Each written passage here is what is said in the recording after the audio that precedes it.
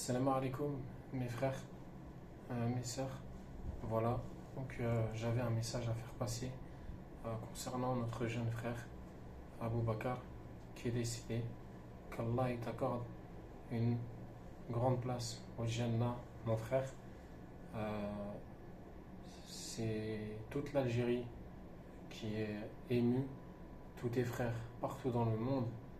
Et tout ce qu'on te demande, c'est qu'Allah subhanahu wa ta'ala il te fasse rentrer au Jannah sans, sans aucun, sans aucun compte, sans aucun péché, et qu'Allah il fasse de toi euh, un exemple et une personne dont on se souviendra pour ses œuvres en bien. Alors voilà, j'ai fait une lettre pour notre petit frère mort poignardé par la France, qui a cultivé, endoctriné, énervé, titillé, effleuré, joué avec l'islam depuis des années pour élever des assassins assoiffés de sang et des musulmans et des musulmans. Ô chère France, tu as du sang sur les mains et du sang sur ton drapeau. Pour un pays de liberté, tu nous prives tellement de choses simples qui sont pour nous vitales, plus vitales que l'eau ne l'est pour le poisson. J'ai une lettre pour toi.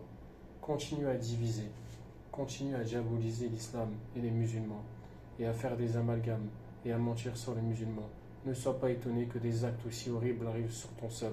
Je me pose la question, comment un homme rentre dans une mosquée avec un couteau? N'était-ce pas prémédité? Ne fais pas semblant d'être triste, car nous savons tous que les clowns font semblant de pleurer. Petit frère, qu'Allah t'accorde le plus haut degré du Jannah. Alhamdulillah, là-bas il n'y a pas d'injustice, il n'y a pas de racisme, il n'y a pas de méchanceté, il n'y a pas d'animosité, il n'y a pas de mauvaises paroles, il n'y a pas de haine, il n'y a pas de douleur, il n'y a pas de maladie, mais il y a juste la paix et le salam pour l'éternité. Chère France, j'ai un message à t'adresser. Moi qui ai grandi sur ton sol, toi qui m'as tout appris, je voulais te remercier pour les conseils que tu m'as donnés et les exemples que tu m'as montrés. Grâce à toi, j'ai découvert la réalité de cette vie et les vices. Je te remercie pour ce que tu m'as appris. C'est tellement vrai, cet hymne national que tu nous imposes de murmurer, comme s'il y avait une légitimité.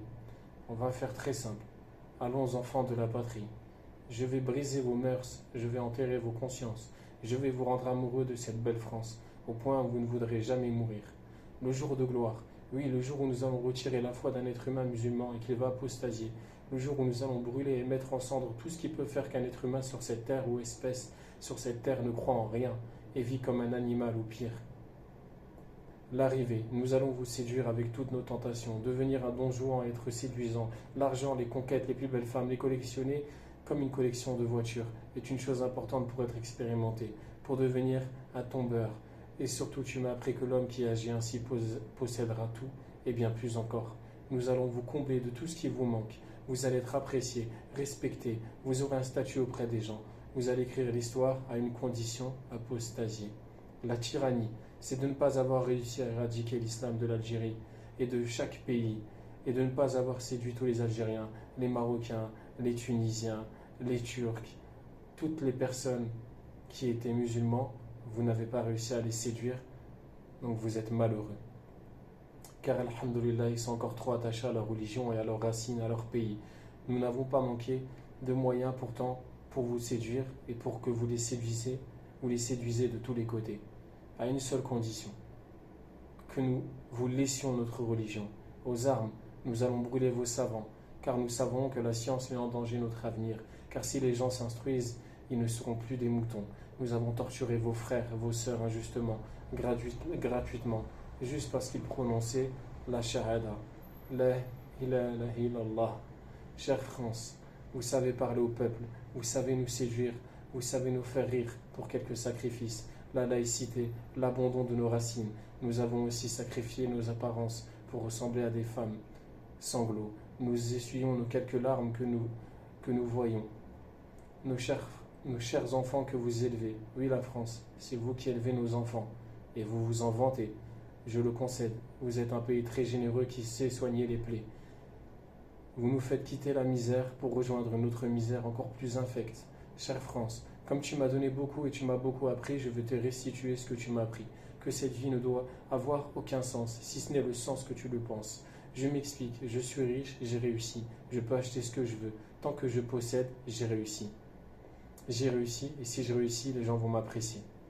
Et surtout être monsieur tout le monde. Tu m'appelles musulman non pratiquant et tu m'apprends à normaliser cela. Tu me donnes l'impression que ça me rend discret sur ma pratique, que tu m'as appris à cacher mon attirance pour qui que ce soit, pour quoi que ce soit qui soit lié à la religion musulmane. En ces termes, tu vas t'habituer, voire à me différencier avec des pratiquants, car je ne sais pas ce que c'est être un pratiquant. Tu m'as appris que tout signe ostentatoire était une forme de désunion et de déshonneur, d'éloignement et de séparatisme, en contradiction avec les valeurs de la République. Tu m'as encore menti, car aujourd'hui je sais que musulman non pratiquant ne veut rien dire. En résumé, soit tu es musulman, soit tu ne l'es pas. Tu m'as aussi dit que pour vivre heureux, il faut vivre ensemble, et que nous devons nous aimer d'un amour fraternel. Tu m'as menti. Le mécréant, le non-musulman, n'est pas mon frère. Je dois être juste avec lui. Mais si ma voisine me demande de lui acheter une bouteille de vin ou de jambon, dois-je lui obéir? Bien sûr que non. Il m'est interdit d'obéir. Il n'y a pas d'obéissance. Il n'y a pas d'obéissance aux créatures en désobéissant au Créateur. Chère France, tu m'as tellement menti. Tu es tellement doué pour dissimuler ton vice et ta malice et tes caprices. Tu es horrible, je te déteste, je te débecte, tu es abject, tu es lâche à ce que je sache. Tu m'as aussi appris que pour vivre heureux, nous devons s'aimer tous, peu importe qu'on associe à Allah. C'est faux, le prêtre n'est pas mon frère et le moine non plus. Une belle voiture, une belle femme, voici tout l'attirail de la réussite. Mais tu m'as caché qu'un cœur riche est bien plus précieux qu'un compte bancaire plein à craquer. Tu m'as menti en me faisant croire que la femme la plus belle est celle que tout le monde veut, car elle attire tout le monde sur son passage, et que par conséquent, pour ne pas priver la vue des gens, elle doit être vue par tout le monde, et donc dévoilée totalement. Tu m'as menti. Quand j'étais petit, que tout le monde était à l'école, tu me faisais croire que l'homme venait du singe, que nous étions des poissons. Bien évidemment, à cet âge-là, nous sommes vulnérables. Et tu as bien profité de notre naïveté pour nous endoctriner. Vive l'islam, vive les musulmans. Et si tu n'es pas musulman, ne laisse pas l'occasion de te repentir, car oui, Allah est le grand accueillant au repentir. Et nous ne demandons que ça, que tu te repentes à Allah sincèrement et qu'un jour tu deviennes notre frère. En tout cas, mon cher frère, qu'Allah t'accorde le Firdaus, qu'Allah t'accorde le Jannah. Alhamdulillah, tu as quitté cette vie de misère, cette vie de tristesse, cette vie tellement difficile. Tu laisses certainement des proches derrière toi, mais ne t'inquiète pas. Ne t'inquiète pas. Ne t'inquiète pas. Car Allah est avec les endurants et les patients. Assalamu alaikum.